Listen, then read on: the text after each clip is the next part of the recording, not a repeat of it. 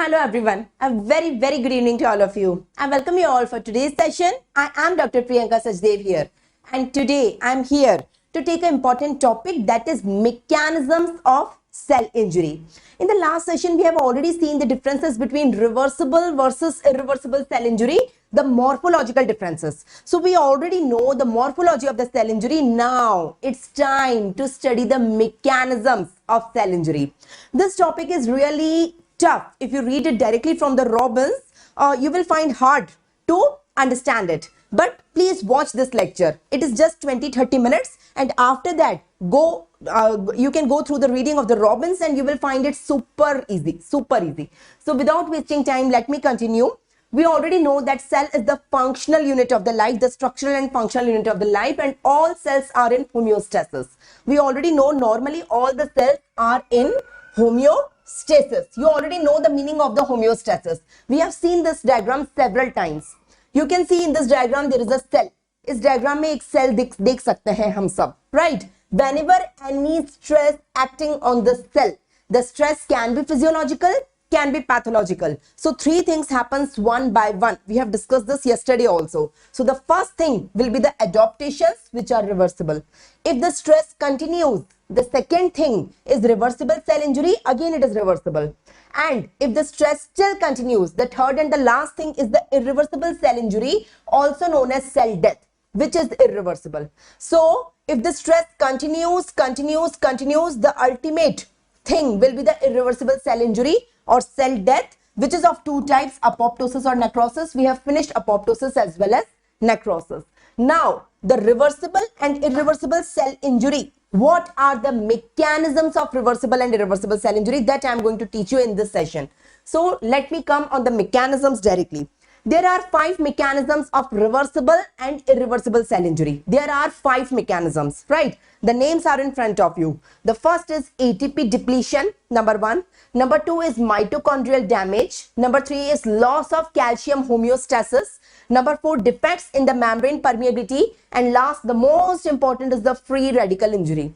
I will be discussing these mechanisms one by one. Right, let me start with the first one. The first mechanism, ATP depletion. Very important, ATP depletion.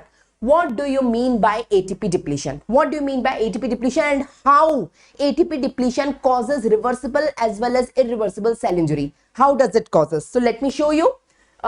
You can see this diagram is from Robbins. Right, now you can see there is a blood vessel. All the cells in human body from head to toe, we are made up of cell, right? So all the cell require blood. Why?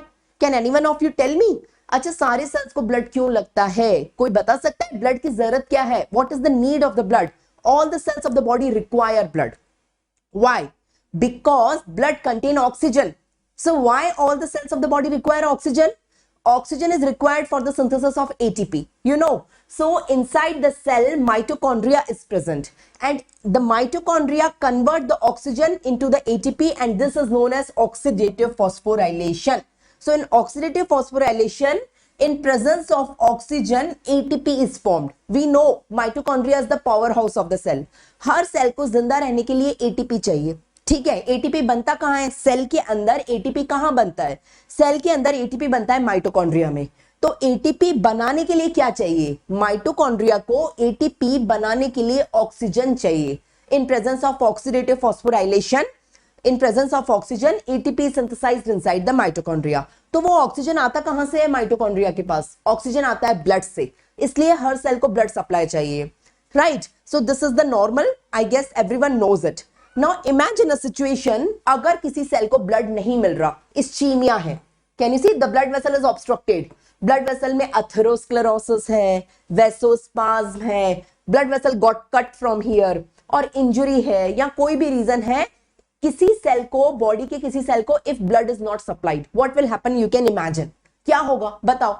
Blood नहीं मिल रहा मतलब है ischaemia. So that cell is not getting the blood. That particular cell is not getting the blood, there is ischemia. ठीक है, blood नहीं है तो ऑक्सीजन नहीं है, ऑक्सीजन नहीं है तो एटीपी नहीं बनेगा, क्योंकि ऑक्सीडेटिव फॉस्फोराइलेशन नहीं होगा. So no blood, no oxygen, no oxidative phosphorylation inside the mitochondria. You can see mitochondria में ऑक्सीडेटिव फॉस्फोराइलेशन नहीं होगा, तो एटीपी नहीं बनेगा. This is known as ATP depletion, the heading is ATP depletion, ठीक है। तो पहले समझ में आना चाहिए कि एटीपी डिप्लीशन हो कैसे रहा है। एटीपी डिप्लीशन करने के लिए ischaemia should be there. Ischaemia का मतलब है blood supply should be hindered. So of any cell in the body from head to toe, किसी भी सेल का अगर ब्लड सप्लाई हिंडर हुआ, राइट, तो उसको ब्लड नहीं मिलेगा, तो उसको ऑक्सीजन नहीं मिलेगा। ऑक्सीजन नहीं मिलेगा तो ऑक्सीडेटिव फॉस्फोराइलेशन नहीं होगा माइटोकॉन्ड्रिया में, और ऑक्सीडेटिव फॉस्फोराइलेशन नहीं होगा तो एटीपी नहीं बनेगा, और उसे कहते हैं एटीपी डिप्लीशन। ठीक है, चलो एटीपी डिप्लीशन तो समझ में आ गया। Now the point is ATP depletion की वजह से सेल इंजरी कैसे हुई, रिवर्सिबल और इरिवर्सिबल सेल इंजरी हुई कैसे। अब होंगी तीन चीजें, 1 2 3।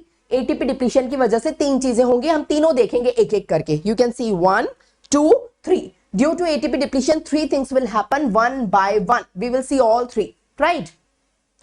On the surface of the cell, a sodium-potassium pump is present. You know, you can see. Can you see a cell? So this is a rough diagram I have drawn for you. Can you all see a cell? Can you see the nucleus of the cell? Yes. So on the surface of the cell, let me draw. There is a sodium-potassium pump.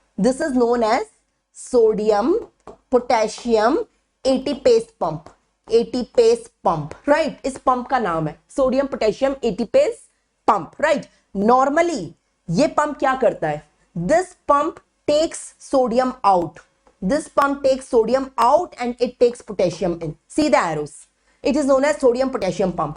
लेकिन for this functioning sodium and potassium, sodium out, normally sodium goes out and potassium comes in with the help of this pump, but it requires ATP. For the functionality, it requires ATP, right? It requires ATP. Now, ये जो cell मैंने बनाया है, this cell is undergoing ischemia. This cell is undergoing ischemia. इस cell को blood supply नहीं है. This cell is not receiving the blood. No, it is ischemic cell. ठीक है? Blood नहीं है, तो this is the mitochondria of this cell. Can you see? This is the mitochondria. This mitochondria is not getting blood, so it is not getting oxygen. इसको oxygen नहीं मिल रहा. This mitochondria is not getting oxygen, so there is no oxidative phosphorylation taking place inside the mitochondria. Mitochondria में oxidative phosphorylation नहीं है, तो यहाँ पे ATP नहीं बन रहा.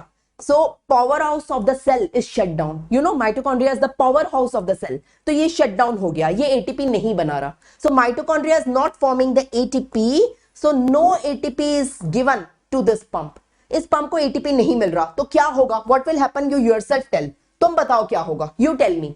नाउ एटीपी नहीं मिल रहा इसको, तो this pump will not function, this pump will not function. तो क्या होगा? Sodium will not go out. Sodium normally out जाता है ना, sodium will not go out, sodium will remain inside the cell only, and potassium will not come in, potassium will remain outside the cell only. तो sodium का concentration will increase inside the cell. Intracellular concentration of sodium will increase because it cannot go outside the cell because the pump is not functioning because ATP is deficient. कहानी शुरू करो ischaemia से. तो सबसे पहले हुआ ischaemia, इस cell को ब्लड नहीं मिल रहा, इस्चीमिया से शुरू करो. इस सेल को ब्लड नहीं मिल रहा, there is no blood supply to this cell, right. अब इस्चीमिया का कारण कुछ भी हो सकता है, एथेरोस्क्लेरोसिस हो सकता है, injury to the blood vessel हो सकता है, वास्कुलाइटिस हो सकता है, कुछ भी हो सकता है, ठीक है. इस सेल को ब्लड नहीं मिल रहा, देयर इज इस्चीमिया. तो माइटोकॉन्ड्रिया को ऑक्सीजन नहीं मिल रहा क्योंकि ब्लड में ही ऑक्सीजन होता है, तो माइटोकॉन्ड्रिया में ऑक्सीडेटिव फॉस्फोराइलेशन नहीं हो रहा, ठीक है. तो माइटोकॉन्ड्रिया एटीपी नहीं बना रहा, ठीक है. तो ये ATP supply to this pump is hindered, इस पंप को एटीपी नहीं मिल रहा. तो सोडियम पोटेशियम पंप ने काम करना छोड़ दिया, उसने बोला एटीपी नहीं मिल रहा तो मैं काम नहीं करूंगा. नॉर्मली ये पंप सोडियम को बाहर ले जाता है, पोटेशियम को अंदर लाता है, तो इसने काम करना बंद कर दिया, तो सोडियम बाहर नहीं जा रहा, तो सोडियम का intracellular concentration will rise. Are you agree? Do you agree with me? Say yes और नो. यस.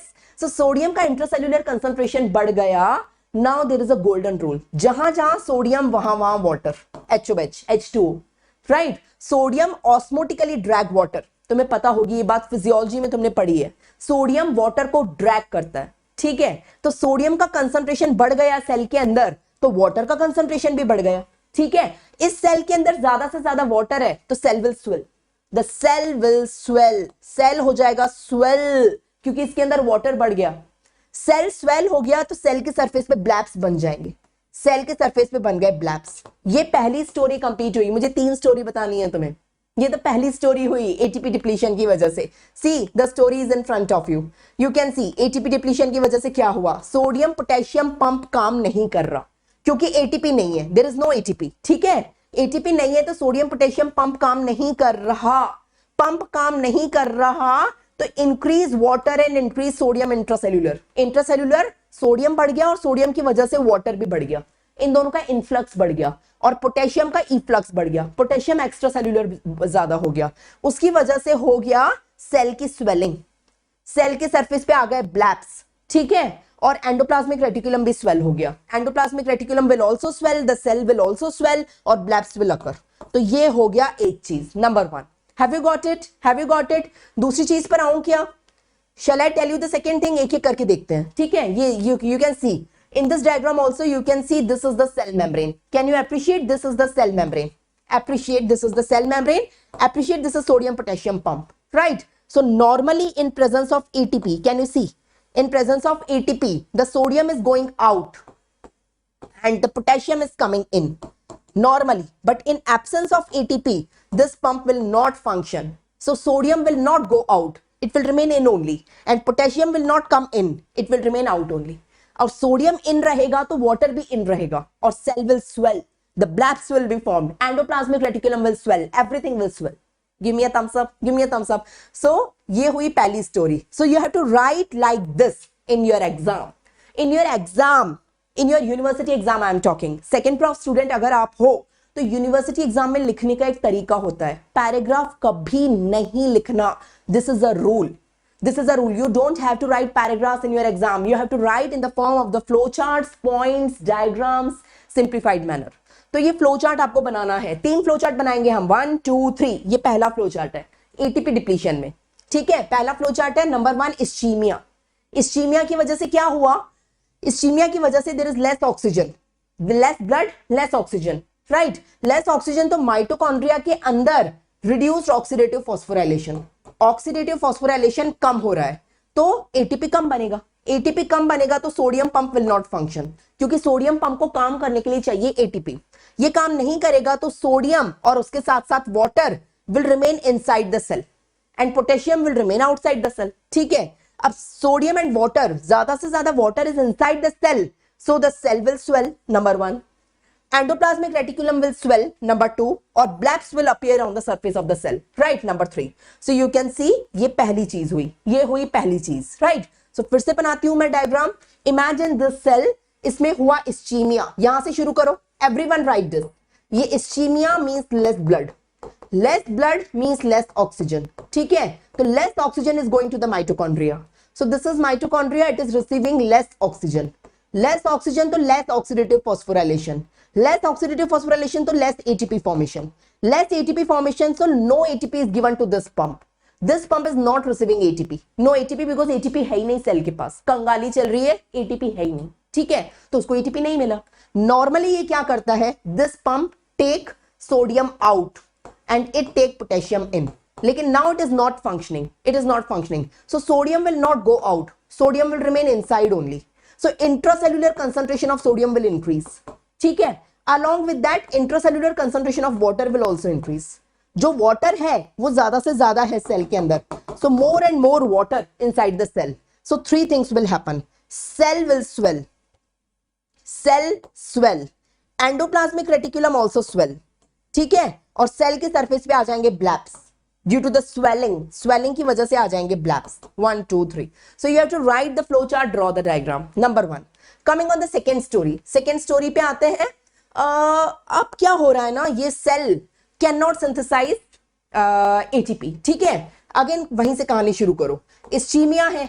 इस्चीमिया मतलब less blood. Less blood मतलब less oxygen. Less oxygen is given to mitochondria. ठीक है, less oxygen मतलब less oxidative phosphorylation मतलब less ATP. Right, biochemistry में आपने पढ़ा होगा there are 2 type of phosphorylation, oxidative aerobic and anaerobic. Aerobic में 1 मॉलिक्यूल ऑफ ग्लूकोज में से 36 और 38 molecules of ATP are formed in presence of oxygen. वो एरोबिक है. लेकिन अगर एरोबिक पॉसिबल नहीं है तो to compensate cell will do anaerobic glycolysis. Anaerobic glycolysis. Anaerobic में 1 मॉलिक्यूल ऑफ ग्लूकोज से सिर्फ 2 molecule of ATP is formed, ठीक है। इंस्टेड ऑफ 36 और 38 सिर्फ 2 बनेंगे, लेकिन बनेंगे ना। तो सेल बोल रहा है कि मेरे पास एटीपी है ही नहीं, एटीपी बन ही नहीं रहा क्योंकि ऑक्सीजन नहीं है, तो मैं एरोबिक ग्लाइकोलिसिस तो नहीं कर सकता क्योंकि ऑक्सीजन नहीं है। तो cell will try anaerobic glycolysis कि चलो जो मिला ठीक है, 2 ही मिलेंगे तो सही, right. So this cell because of absence of ATP, ATP नहीं है ना, so this cell will do anaerobic glycolysis, glycolysis करने को ट्राई करेगा, लेकिन एनारोबिकली क्योंकि ऑक्सीजन एब्सेंट है। In absence of oxygen anaerobic glycolysis करेगा ये सेल, ठीक है। एनारोबिक ग्लाइकोलिसिस करेगा तो थोड़ा बहुत एटीपी बन जाएगा, लेकिन एनारोबिक ग्लाइकोलिसिस का एंड रिजल्ट क्या होता है? Have you read biochemistry? First of में पढ़ा होगा ना। एनारोबिक ग्लाइकोलिसिस में क्या बनता है? Glucose get convert to lactic acid, lactic acid बनता है, हाँ। तो यहां पे एंड रिजल्ट बनेगा लैक्टिक एसिड। क्या बन जाएगा? Lactic acid will be formed. So lactic acid is a acid, तो साइटोप्लाज्म में बनेगा लैक्टिक एसिड, तो उसकी वजह से pH will fall, pH of the cell, the cytoplasm का पीएच विल फॉल, और लेस पीएच में जो न्यूक्लियस है, न्यूक्लियस में हो जाएगी clumping, nucleus will damage, nucleus में क्लंप बन जाएंगे, छोटे छोटे क्लंप बन जाएंगे न्यूक्लियस में। The chromatin will clump, the chromatin will clump everywhere because of the acidic pH, because of the reduced pH. ये पूरी स्टोरी है। तो अभी तक का क्या स्टोरी है? सेल स्वेल हो चुका है, एंडोप्लाज्मिक रेटिकुलम स्वेल हो चुका है, सेल के सरफेस पे ब्लैप्स आ चुके हैं और न्यूक्लियस डैमेज हो चुकी है। So we are doing injury injury injury. You got my point? तो ये है सेकंड स्टोरी। सेकंड स्टोरी को लिखना है ऐसे। So you tell me what is the second story? Who will tell me the second story? So now the cell is doing anaerobic glycolysis, ठीक है। Anaerobic glycolysis में glycogen get converted to lactic acid. Lactic acid is formed in the cytoplasm. It will accumulate in the cytoplasm. That will cause acidic pH. और acidic pH की वजह से nucleus का chromatin will clump and chromatin will damage. Nucleus will damage. So this cell का nucleus भी damage हो चुका है. स्वेलिंग तो पहले से हो चुकी है, ब्लैप्स पहले से आ चुके हैं, एंडोप्लाज्मिक रेटिकुलम पहले से डायलेट हो चुका है, अब न्यूक्लियस भी गया, न्यूक्लियस भी गया. You got the second story? ये है सेकेंड स्टोरी. और आते हैं अब थर्ड स्टोरी पे. थर्ड स्टोरी पे you can see this is endoplasmic reticulum of the cell. This is endoplasmic reticulum. You know endoplasmic reticulum are of two types, rough and smooth. On the surface of the endoplasmic reticulum, if ribosomes are present, can you see these are the ribosomes? Ribosomes are present on the surface of endoplasmic reticulum, it is known as rough. And if they are not present, it is known as smooth. You know that? You know that? अच्छा, ये जो ribosome है, they bind on the surface of the endoplasmic reticulum. For their binding ATP is required. You know that? Ribosome को endoplasmic reticulum के surface पे जुड़ने के लिए, बाइंड होने के लिए एटीपी लगता है. तुम्हें पता है ये बात? करो कहानी शुरू करो, फिर से शुरू करो. चलो, इस सेल को क्या हो गया है? इस्चीमिया. तीनों कहानी शुरू होगी इस्चीमिया से. तो इस सेल को हो गया इस्चीमिया. इस्चीमिया का मतलब है लेस ब्लड, लेस ब्लड का मतलब है less oxygen. Less oxygen is given to mitochondria.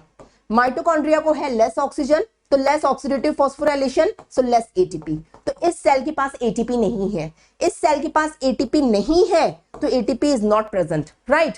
अब एटीपी नहीं है तो ribosome will detach from the endoplasmic reticulum. Ribosome cannot bind with endoplasmic reticulum. These ribosomes will detach.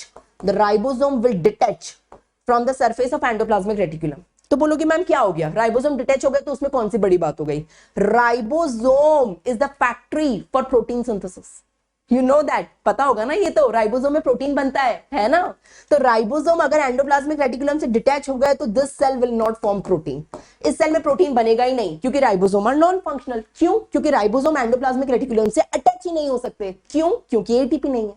तो सेल के पास ATP नहीं है तो राइबोसोम एंडोप्लाज्मिक रेटिकुलम से अटैच नहीं हो सकते. अटैच नहीं हो सकते तो वो काम नहीं कर सकते. काम नहीं कर सकते तो उनका काम क्या है? प्रोटीन बनाना. तो ये सेल प्रोटीन भी नहीं बनाएगा. प्रोटीन का मतलब क्या है? प्रोटीन, सेल के अंदर ढेर सारे होते हैं एंजाइम्स. सारे एंजाइम्स प्रोटीन के बने हैं, ठीक है. तो वो सब नहीं बनेंगे क्योंकि प्रोटीन नहीं बनेगा. सेल मेम्ब्रेन भी बनी होती है प्रोटीन की, राइट. तो प्रोटीन नहीं बन रहा है तो सेल मेम्ब्रेन भी डिफॉर्म हो जाएगी. अब तीनों कहानियों को कंबाइन करो. पहली कहानी क्या थी? Sodium potassium pump. Sodium potassium pump काम नहीं कर रहा तो there is more sodium inside the cell. It is not going out. So there is more water inside the cell. So imagine a cell which is swelled. Imagine इसका endoplasmic reticulum में भी swelled and imagine इसमें ब्लैप्स आ गए. Number 1. अब ये cell कर रहा है एनारोबिक ग्लाइकोलिसिस, ठीक है. उसकी वजह से हो रहा है लैक्टिक एसिड फॉर्मेशन, उसकी वजह से हो रहा है एसिडिक पीएच, उसकी वजह से न्यूक्लियस गई, the complete nucleus is gone, ठीक है। और अब ATP is required for the ribosome attachment on endoplasmic reticulum. अब एटीपी इज एब्सेंट तो ribosome got detached, no ribosome attachment, no protein formation, no enzyme, no cell membrane. So imagine a cell जो swell हो गया है, जिसपे blebs हैं, जिसकी nucleus भी गई, जिसमें प्रोटीन भी नहीं बन रहा, एंजाइम भी नहीं बन रहा, सेल मेम्ब्रेन भी नहीं बन रहा। इन शॉर्ट सेल की हर तरफ से लग गई, ठीक है, सेल को हो गई इंजरी। तो न्यूक्लियस भी गया, प्रोटीन भी गया, एंजाइम भी गया, सेल मेम्ब्रेन भी गया, स्वेल होते होते होते लास्ट में रप्चर हो गया, सेल डेथ हो गई।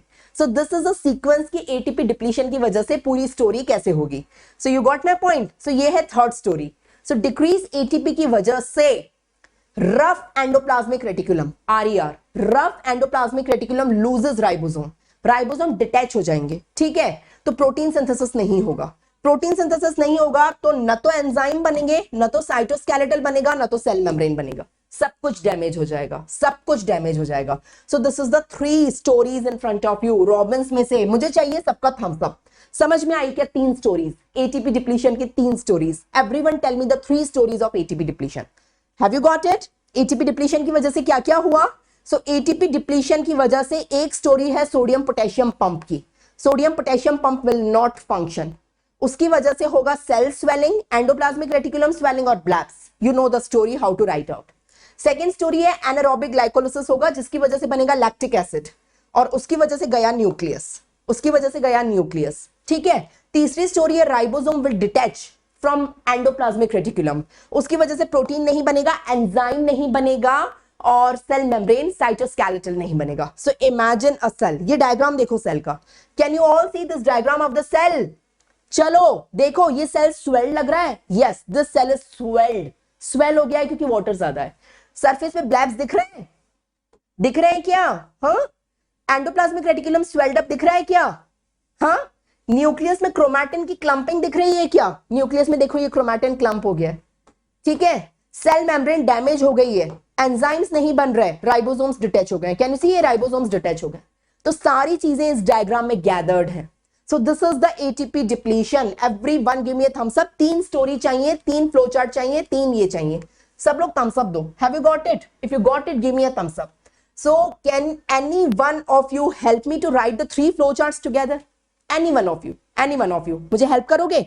शुरू करो कहानी इस्चीमिया से, छोटा छोटा लिखेंगे। इस्चीमिया, इस्चीमिया का मतलब है लेस ब्लड, लेस ब्लड का मतलब है लेस ऑक्सीजन, लेस ऑक्सीजन मतलब लेस ऑक्सीडेटिव फॉस्फोराइलेशन, उसका मतलब है less ATP. You know the story. Less ATP की वजह से होंगी 3 चीजें। क्या होंगी 3 चीजें? कौन बताएगा? The 3 things due to less ATP. 1 2 3। Please tell me the 3 stories one by one. पहली स्टोरी बताओ। Sodium potassium pump will not function in absence of ATP, right? So sodium cannot go out, so sodium will remain inside only. So intracellular concentration of sodium will rise, so more water, sodium के साथ साथ water भी आएगा। so इसके end results क्या हैं? cell swelling, endoplasmic reticulum swelling, एक तो सेल को स्वेल करवा दो, एंडोप्लाज्मिक रेटिकुलम स्वेल करवा दो और ब्लैप्स बना दो, ठीक है, नंबर 1, ठीक है। दूसरा स्टोरी बताओ। Tell me the second story. Who will tell me second story? अब एटीपी नहीं है तो cell will try to form ATP by anaerobic glycolysis. Anaerobic glycolysis की वजह से बनेगा लैक्टिक एसिड, लैक्टिक एसिड की वजह से होगा फॉल इन पीएच, राइट। और fall in pH, acidic pH की वजह से एंड रिजल्ट न्यूक्लियस में क्लंपिंग हो जाएगी, क्रोमैटिन की क्लंपिंग। तो सेल ऑलरेडी स्वेल्ड है, एंडोप्लाज्मिक रेटिकुलम स्वेल्ड है, ब्लैप्स बन गए हैं, अब न्यूक्लियस भी निपट गई, न्यूक्लियस भी निपट गई। चलो आ जाओ थर्ड फ्लो चार्ट पे। Who will tell me the third flow chart? Third thing क्या है? थर्ड फ्लो चार्ट क्या है? अब एटीपी नहीं है तो ribosomes will get detached from the endoplasmic reticulum. Ribosome will not function, no protein formation, protein नहीं है तो एंजाइम नहीं है, सेल मेम्ब्रेन डैमेज हो जाएगी और cytoskeleton. So imagine a cell जिसमें ये सारी चीजें और ये सारी चीजें हैं, means it is cell injury, और इसका नाम है एटीपी डिप्लीशन। ये सब कुछ हो रहा है एटीपी डिप्लीशन की वजह से। अब आज ही रॉबिन्स में से पढ़ लो इसको। You will hardly require 10 to 15 minutes to read, to give a read from the Robbins. तो आज ही इसको रॉबिन्स में से पूरा रीड करना and get back to me whether you got it, say yes or no. You got my point? So you have to write like this in your exam. Right. So we are done with the first mechanism. Same Robbins का diagram है जिसे मैंने simplify किया. You got it. So we are done with the first mechanism. Let me come on the second mechanism. The second mechanism, ATP depletion is done. The second mechanism is mitochondrial damage. The second mechanism is mitochondrial damage. ठीक है. Mitochondrial damage में भी 3 stories are there. जैसे ATP depletion में 3 story थी, यहाँ पे भी 3 stories है. Here also we are having 3 stories. Mitochondrial damage. We know mitochondria is the powerhouse of the cell जिसमें ATP formation होता है. ठीक है. माइटोकॉन्ड्रिया अगर डैमेज हो गया किसी भी रीजन से, इमेजिन अ सेल जिसमें माइटोकॉन्ड्रिया गॉट डैमेज्ड. ठीक है. Imagine, let me draw a cell. Can you see this is a cell, this is the nucleus of the cell. ठीक है. Let me draw the mitochondria. So this is the mitochondria, the 2 membranes of the mitochondria of the cell. Right. It got damaged due to any injury. The mitochondria got damaged. So normally mitochondria में क्या होता है? Mitochondria में होता है normal oxidative phosphorylation जिसमें बनता है ATP. The end result is formation of ATP. ATP बनता है. ठीक है. लेकिन अब माइटोकॉन्ड्रिया हो गया damage. I am saying mitochondria is damaged, so normal oxidative phosphorylation will not happen. क्योंकि माइटोकॉन्ड्रिया में ऑक्सीडेटिव फॉस्फोराइलेशन होता है नॉर्मली, वो नहीं होगा तो एटीपी नहीं बनेगा. एटीपी नहीं बनेगा तो वही 3 स्टोरी. यू नो एटीपी नहीं बनेगा तो क्या होगा? सोडियम पोटेशियम पंप काम नहीं करेगा, एनारोबिक ग्लाइकोलाइसिस होगा और राइबोसोम्स डिटैच हो जाएंगे. सारे पाथवे आपस में कनेक्टेड हैं. So I am connecting the second pathway with the first one here. ठीक है. एक तो ये हुआ. दूसरी चीज मैं कह रही हूं नॉर्मल ऑक्सीडेटिव फॉस्फोराइलेशन नहीं होगा क्योंकि माइटोकॉन्ड्रिया डैमेज है तो एबनॉर्मल ऑक्सीडेटिव फॉस्फोराइलेशन होगा. आप कहोगे मैडम ये एबनॉर्मल ऑक्सीडेटिव फॉस्फोराइलेशन क्या होता है? What do you mean by abnormal oxidative phosphorylation? अच्छा, नॉर्मल ऑक्सीडेटिव फॉस्फोराइलेशन में oxygen get converted to ATP. ठीक है. ऑक्सीजन से आप बनाते हो एटीपी, इसे कहते हो आप नॉर्मल है. नॉर्मल है ना. नॉर्मल में ऑक्सीजन में इससे क्या बन रहा है? एटीपी बन रहा है इनसाइड द माइटोकॉन्ड्रिया. एबनॉर्मल में oxygen get converted to free radicals. Right. Free radical से मेरा मतलब है OH negative ion. Right. OH negative ion, H2O2 hydrogen peroxide and superoxide, इन तीनों को कहते हैं फ्री रेडिकल्स. तो फ्री रेडिकल्स बन रहे हैं. राइट. सो एक तो एटीपी नहीं बनेगा और दूसरा फ्री रेडिकल्स बनेंगे. नॉर्मल ऑक्सीडेटिव फॉस्फोराइलेशन नहीं होगा तो एटीपी नहीं बनेगा. उसकी वजह से कॉन्सिक्वेंसेस हमें पता है. और एबनॉर्मल होगा उसकी वजह से फ्री रेडिकल्स बनेंगे. तो आप बोलोगे मैम फ्री रेडिकल से क्या प्रॉब्लम है? ये फ्री रेडिकल्स हर चीज को डैमेज कर देते हैं. ये बहुत बेकार होते हैं. ये सेल का न्यूक्लियस, सेल का साइटोप्लाज्म, सेल की मेम्ब्रेन, साइटोस्केलेटन, हर चीज को डैमेज कर देते हैं. राइट. सो फ्री रेडिकल्स बना के वो हर चीज को डैमेज कर देंगे. ये हुआ दूसरा पाथवे. ठीक है. तीसरा, how many of you have attended my apoptosis lecture? मैंने फर्स्ट लेक्चर लिया था इस बैच का, apoptosis, intrinsic pathway, extrinsic pathway. याद है क्या किसी को? इंट्रिंसिक पाथवे किसी को याद है क्या? माइटोकॉन्ड्रिया की 2 मेम्ब्रेन के बीच में एक मॉलिक्यूल होता है. Can anyone of you tell me the name of that molecule जो अपोप्टोसिस में काम में आता है? Cytochrome C. सो अगर माइटोकॉन्ड्रिया डैमेज हुआ तो साइटोक्रोम C लीक आउट हो जाएगा. तुम्हें पता है साइटोक्रोम C लीक आउट हो गया तो कैस्पेज एंजाइम एक्टिवेट हो जाते हैं और अपोप्टोसिस हो जाएगा. तो माइटोकॉन्ड्रिया डैमेज की वजह से caspase will get activated. So these are the 3 flow charts. मैं तीनों दिखाती हूं तुम्हें. ये तीनों flow chart, let me summarise again. So please everyone here, mitochondria of the cell is damaged. Mitochondria of the cell is damaged. तो mitochondria damage हुआ तो होंगी 3 चीजें. क्या 3 चीजें होंगी? 1, 2, 3. पहली चीज होगी नॉर्मल ऑक्सीडेटिव फॉस्फोराइलेशन नहीं होगा और दूसरी चीज होगी एबनॉर्मल ऑक्सीडेटिव फॉस्फोराइलेशन होगा. नॉर्मल नहीं होगा, एबनॉर्मल होगा. और तीसरी चीज होगी cytochrome C will leak out. चलो कंटिन्यू करोगे flow chart? Who will continue the flow chart with me? इससे इजी बताना पॉसिबल नहीं है. This is the most easiest way in the world I can teach you. Most easiest. ऐसा बताऊंगी कि life long नहीं भूलोगे और मुझे हमेशा याद करोगे. जब भी ये टॉपिक आएगा मेरी याद जरूर आएगी कि मैडम ने बहुत सिंप्लीफाइड पढ़ाया था और आज तक याद है. ठीक है. चलो, माइटोकॉन्ड्रिया डैमेज हुआ तो 3 चीजें होंगी. नॉर्मल ऑक्सीडेटिव फॉस्फोराइलेशन नहीं होगा तो एटीपी नहीं बनेगा. नॉर्मल का एंड रिजल्ट है ATP. Oxygen get converted to ATP और ऐसा नहीं होगा. तो एटीपी नहीं बनेगा तो 3 चीजें क्या होंगी तुम्हें पता है. एटीपी नहीं बनेगा, सोडियम पोटेशियम पंप काम नहीं करेगा, एंड एरोबिक ग्लाइकोलिसिस होगा और राइबोसोम विल डिटैच। तुम्हें आगे की स्टोरी पता है, उसको कंटिन्यू कर सकते हो, ठीक है। एबनॉर्मल होगा तो एटीपी तो नहीं बनेगा, नॉर्मल में oxygen get converted to ATP, लेकिन नॉर्मल नहीं हो रहा है तो एटीपी नहीं बनेगा। एबनॉर्मल में oxygen get converted to free radicals, तो यहाँ पे फ्री रेडिकल बन के पूरे सेल को डैमेज कर देंगे, सेल की हर चीज को डैमेज कर देंगे। ये दूसरा फ्लो चार्ट है, ठीक है। और तीसरा, माइटोकॉन्ड्रिया डैमेज हुआ तो cytochrome c will leak out, cytochrome c leak out करके सेल का करा देगा अपोप्टोसिस इंट्रिंसिक पाथवे से। So these are the end results. So imagine a cell जिसमें एटीपी डिप्लीशन होने की वजह से ये सब हुआ, इमेजिन अ सेल जिसमें फ्री रेडिकल बन के सेल डैमेज हो रहा है, और इमेजिन अ सेल जिसका अपोप्टोसिस हो गया, इरिवर्सिबल सेल इंजरी हो गया। So you can imagine that is the mitochondrial damage. So you can see it here. You can see in this diagram also the same thing is shown. You can see normal oxidative phosphorylation नहीं हो रहा तो there is no ATP formation. There is no ATP formation.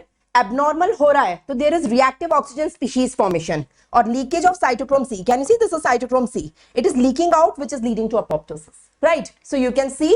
So these are the three flow charts. The first flow chart, because of mitochondrial damage, normal oxidative phosphorylation do not take place, so ATP is not formed, right? Because of mitochondrial damage, abnormal oxidative phosphorylation take place, which leads to formation of ROS, reactive oxygen species, also known as free radical, which are having deleterious effect on the cell. And cytochrome C is leaking out, which is present between the two membranes, outer and inner membrane of the mitochondria, and that is causing apoptosis. That is causing. So you can see the three results are in front of you. Normal नहीं हो रहा तो ATP नहीं बन रहा, abnormal हो रहा है तो रॉस हो रहा है, और साइटोक्रोम सी के लीकेज की वजह से अपोप्टोसिस हो रहा है. So these are the three end results. So till now we have completed this mechanism and this mechanism. We have completed three stories here. We have completed three stories here. You know total 6 stories, you know total 6 flow charts, you know 6 diagrams, right? So it should be crystal clear to you. Rest of the mechanism I will continue in the next session. Stay tuned for that. So here I would like to stop. Before stopping, I would like to ask a question to all of you. If you have attended the lecture attentively, if you have watched the lecture attentively, you can answer it easily. It is a very difficult level question. It is a question from previous year question papers of AIIMS. Okay? Now let me read the question. Let me read the question, explain the question. You have to tell me what is the answer. Write your answer in the comment box. So there is hypoxia. Hypoxia हो रहा है cell में, जिसकी वजह से भी ATP depletion is there. You know hypoxia की वजह से, ischemia की वजह से ATP depletion is there. ATP depletion की वजह से the sodium potassium ATPase pump is not functioning. So what is the end result? Can you tell me end result क्या होगा? If sodium potassium pump is not functioning, which of the following changes result in the cell? The four options are in front of you. What will happen to sodium? What will happen to potassium? Can you tell me? So the first option is decrease sodium inside the cell or decrease potassium outside the cell. Is it the case? The second option, decrease sodium inside the cell, increased potassium outside the cell. Right? Is it the case? The third option, increase sodium inside the cell, increase potassium outside the cell. Is it the case? Or decrease sodium outside the cell or increase potassium inside the cell? The question is little bit difficult. यहाँ पे बोल रहे हैं decrease sodium inside the cell और decrease potassium outside the cell. ऐसा होगा क्या? हाँ, तो ऐसा कर करके सोचो, चारों ऑप्शन सोचो और मुझे बताओ क्या होगा. You know, if ATP depletion is there, this sodium potassium pump do not function. Normally sodium potassium pump क्या करता है? Normally sodium potassium pump takes sodium out and potassium in. अब बताओ क्या होगा? What will be the answer? You want to see the options again? See the options again. See the options again. यहाँ पे pause करके मुझे बताओ चारों में से क्या ऑप्शन है. ABCD में से what is the correct answer? Write down in the comment box. Very few students will answer it correctly, I know. Very few students. If sodium potassium pump is not functioning, tell me what will be your answer. What will be your answer? So please write down your answer in the comment box. And if you have any doubt in this lecture or any topic of pathology, pharmacology or microbiology, you are free to ask me on this contact number. You can connect me on WhatsApp or Telegram. My contact number is 9833032948. So don't hesitate to connect me on the WhatsApp. I will definitely reply you. Your doubts will be solved by me. And don't forget to tell me your college name, university and exam dates, probable exam dates, so I can help you for your exams, right? So thank you very much for being with me. And before ending the session, as usual, a small motivation.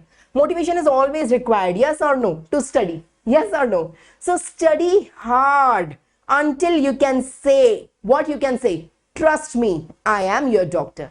Trust me, ये line बोलने के लिए बहुत hard work चाहिए, right? और जिस दिन तुम किसी को ये लाइन बोलोगे ना, उस दिन तुम्हें अंदर से इतनी खुशी होगी, इतना अपने आप को फुलफिल्ड और सेटिस्फाइड फील करोगे, trust me, I am your doctor. So you are asking someone to consider you as their hero, right? So you just trust me, blindly. I am your doctor, I will take care of your health, you just trust me. ये बोलने के लिए you have to reach up to that level. उसके लिए करना है hard work, उसके लिए करना है ढेर सारी पढ़ाई, right? So you should be, you should have excel in every region. ये नहीं कि मेरी स्पेशलिटी तो ये है, मुझे ये नहीं आता, ऐसा नहीं है. तुम्हें सब कुछ आना चाहिए, because you are the doctor. You should be able to properly diagnose your case, properly treat your case, and if you are unable to do so, proper उसको रेफर कर दो कि ये आपका प्रॉपर स्पेशलिस्ट है, right? But you are the doctor of your patient, right? You are someone's hero. You are not ordinary now. After getting the degree, you will become extraordinary in the crowd, right? उसके लिए आपको बहुत पढ़ना है. So thank you very much for being with me. And if you like the lecture, don't forget to click on the like button before leaving. Share the link with your friends, colleagues, especially batch group पे. Please share the link. Subscribe our YouTube channel and press the bell icon if you want to get the notification. बहुत सारे लोगों ने bell icon press नहीं किया है. So if you want to get the every time, it's not possible for me to send you WhatsApp or Telegram notification. So if you press the bell icon, you automatically will get the notification every time when I will be live on YouTube, right? So thank you very much. Bye bye. Study hard. I'm ending this session.